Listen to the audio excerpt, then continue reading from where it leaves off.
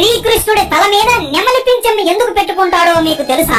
సీతారాములు వనవాసం చేస్తున్నప్పుడు ఒకరోజు సీతాదేవికి విపరీతమైన దాహం వేస్తుంది. శ్రీరాముడు చుట్టుప్రక్కల చూస్తూ నీళ్ల కోసం వెతుకుతాడు. కానీ ఎటు చూసినా కూడా ఆయనకి త్రాగునీరు దొరకదు. అలా చాలా సేపు అడవిలో వెతుకుతూ అలసిపోతాడు. ఏం చేయాలో తెలియక రాముడు ధ్యానానికి కూర్చుని ఇలా జపం చేస్తాడు. ఓ అడవి దేవుళ్ళారా, దగ్గరలో ఎక్కడ నీళ్లు ఉన్నాయో అక్కడికి నాకు దారి చూపించండి అని వేడుకుంటాడు. అప్పుడు ఒక నెమలి అక్కడికి వచ్చి రాముడితో, నా వెనక రండి, ఈ పక్కనే ఒక పెద్ద జలాశయం ఉంది, నేను మీకు మార్గం చూపిస్తాను. కానీ ఈ మార్గం చాలా కష్టంగా ఉంటుంది. ఒక్కసారి కన్ను మూసినా కూడా నేను ఎటువైపు వెళ్తున్నానో మీకు కనుక్కోలేరు. అందుకే నేను ప్రతి 10 అడుగులకి ఒకసారి నా నెమలి ఈకను కింద వదులుతాను.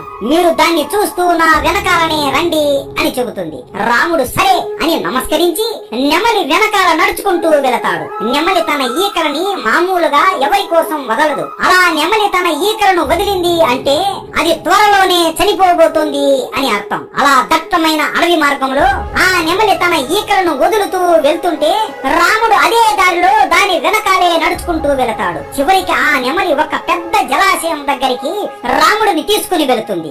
ఈకలు అన్ని వదిలివేయడంతో ఆ నెమలి రాముడి కళ్ళల్లోకి చూస్తూ అక్కడికక్కడే కుప్పకూలిపోతుంది. అప్పుడు శ్రీరాముడు బాధపడుతూ ఆ నెమలితో ఇలా అంటాడు, నువ్వు నా కోసం ప్రాణత్యాగం చేశావు కదా, నీ రుణం ఎప్పటికైనా తీర్చుకుంటాను అని మాట ఇస్తాడు. శ్రీరాముడు తన అవతారం చాలించి శ్రీకృష్ణుడిలాగా జన్మించినప్పుడు చిన్న పిల్లవాడిలాగా ఉన్నప్పుడు ఒక నెమలి ఈక కింద పడిపోవడం చూసి దానిని తల మీద పెట్టుకుంటాడు. అలా శ్రీరాముడిగా ఇచ్చిన మాటని శ్రీకృష్ణుడిగా తీర్చుకుంటాడు.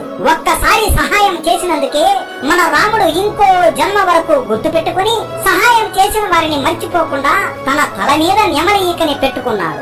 మీకు రాముడు అంటే ఎక్కువ ఇష్టమా లేదా కృష్ణుడు అంటే ఎక్కువ ఇష్టమా? కామెంట్ చేసి చెప్పండి. జై శ్రీరామ్, జై శ్రీకృష్ణ.